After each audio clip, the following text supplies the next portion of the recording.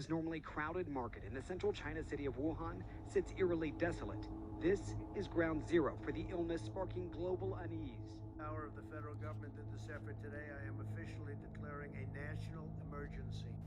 This is our reality now. This is how a day of school looks like under our new normal. And it may look like this for a very long time. Managing social, school, and home life is becoming increasingly difficult as the school year passes and will only continue to get more difficult. Studying for and taking important standardized tests. Trying to maintain your regular grades. After-school sports and other extracurricular activities have taken up all of students' free time that we once had under virtual learning.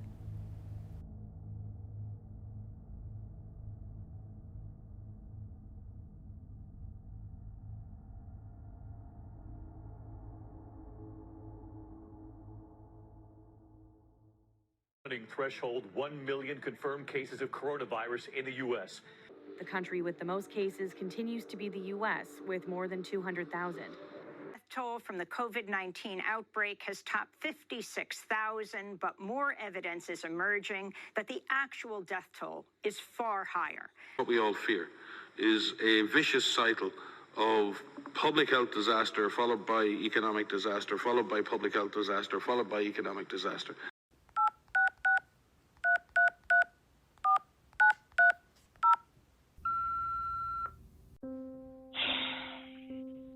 Honestly, the first thing I want to do is just burst into tears. My tank is empty, and I need to binge all the Girl Scout cookies and only wear sweatpants for at least 3 months straight. I've been a teacher for 27 years, and this is the first time I have just hated what I do. It has nothing to do with the kids. So the first question we have is, so first of all, our topic is about how COVID has affected balancing like social life and personal life for everybody in our school community, and talking about like mental health and how that's impacted by COVID.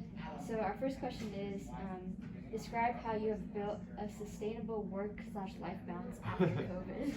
Yikes. Well, I think a lot of teachers were bad at this anyway, even before COVID, and it probably blurred some lines during COVID, because when you work from home, for me, I do a lot better having a separate environment for work/not work.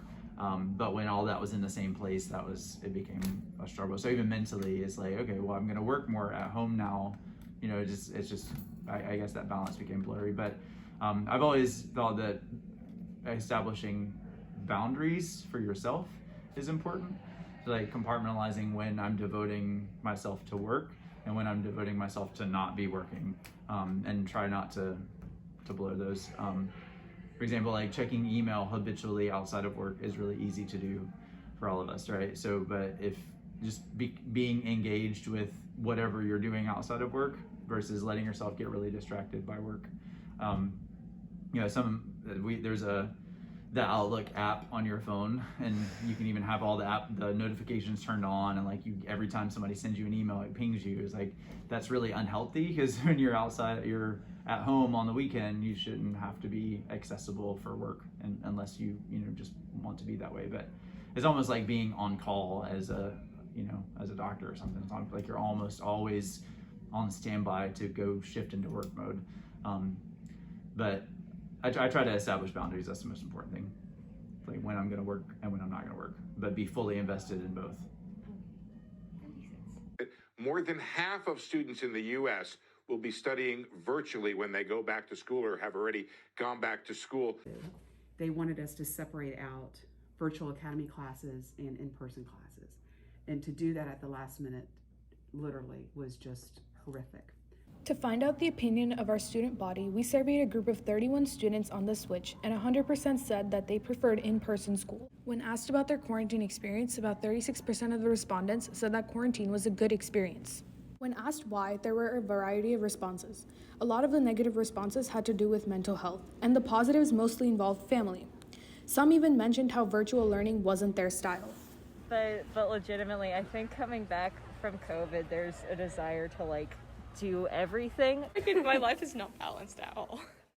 And then the school year was very much less productive because it was so hard to try to figure out what to do. But I do think that I'm trying to like do everything all the time and like hang out with people as much as possible and do as many extracurriculars just because there's an anxiety about it.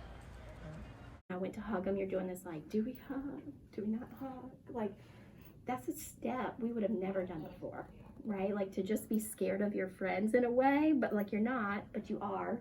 And I feel like when my 4-year-old Greer would come in here and hug all of you, but you're sitting there like. For the Thanksgiving break, came back, and I realized at that moment, literally a year ago, that COVID has impacted me emotionally.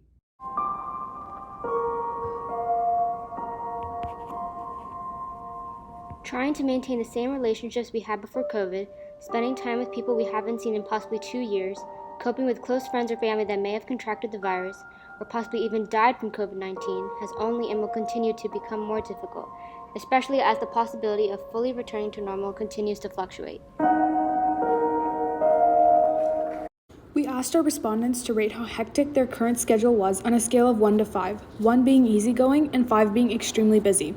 64.5% said that their schedule was at a level 4 or 5, and our results concluded that hectic schedules are the reason why 71% said that they were overworked, and a majority of 74.2% said that they were feeling more stressed about returning back to school.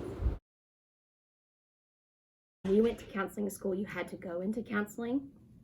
That was part of our kind of program, is that, hey, if you're encouraging people to talk about their stuff, you should deal with your stuff. And so, I've definitely done that. I've seen therapists, I've seen counselors.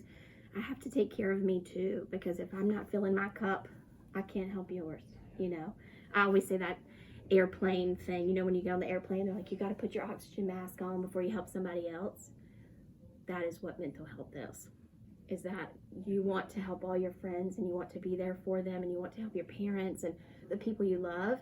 You can't do that if you're not okay, and so I try to preach that, try to say that a lot, but it's hard because sometimes it's also like the world is still going and there's still these expectations that I need to do, right?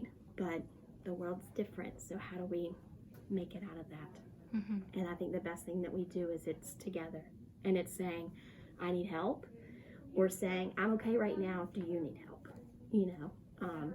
So it's been hard. And I think all of us, we're gonna have our ups and downs for many years, but knowing that we're not alone in it, this is actually something that we all share, and something that we can all say, here's how it went for me. I think that could bring us together if we would allow it to. I also think it's been a great time in the world, as bad as that sounds. I know that the world is not always the best, right?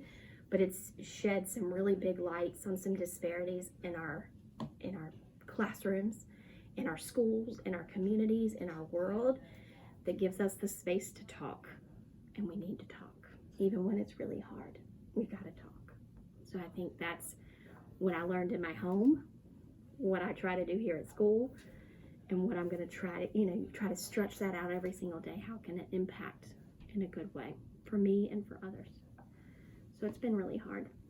And I think for you guys, it's been really hard. Like what we've seen, speaking of numbers, we were talking about that with Miss Summers, we have seen more students down here struggling with real things.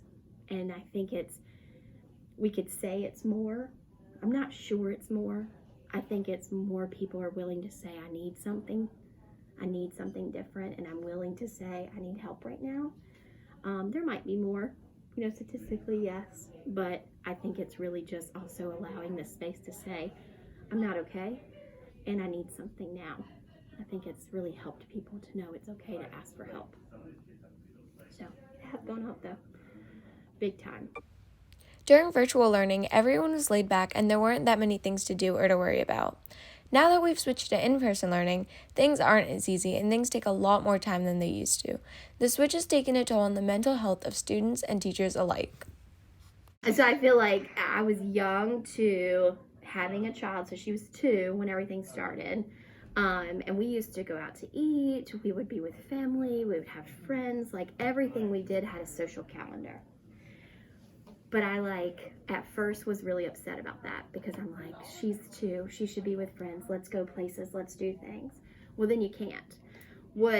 My first disappointment in that was disappointment. And then the second thing that I think I learned is that I don't know if I always took them in the best light, I took them for granted. Do you know what I mean? We were always doing something together, but I'm not necessarily sure we were doing something together. Does that make sense? We were all busy. And so I think when we got stuck at home and we had to look at each other and be like, hey, how's it going? Haven't really talked to you in a week, right? Because we're diaper duty, who's doing this, where are we going? And so I think it's really changed my family to slow down and not go somewhere together, but to just be together. Okay. I want teachers to really seek to understand where you are, what your needs are, and to build those relationships with you. What's working, what's not working, get feedback. If you can't turn something in because you've got X, Y, and Z going on, well, just email me, talk to me. The human connection needs to be present. So I don't want to go backwards at all. I hope that we become better human beings after this. I have to believe that. I choose to believe that. Because I choose to believe that your experiences will drive you forward and will make this world a better place. Because I'm old, I'm almost done, but y'all are not, So, okay. We hope that with our documentary, our school community can look back at this event with a reflection of resilience, encouraging the future generations to adapt and grow from. We hope to inspire others to see that our human race can adapt to our ever-changing society. We can hopefully adapt and bring change to other ongoing issues in our community. Our world today is nothing compared to what it was like before March of 2020, but we're making it through and taking things slow. Even if it takes us a while to achieve a new normal, if we all come together, we can achieve anything.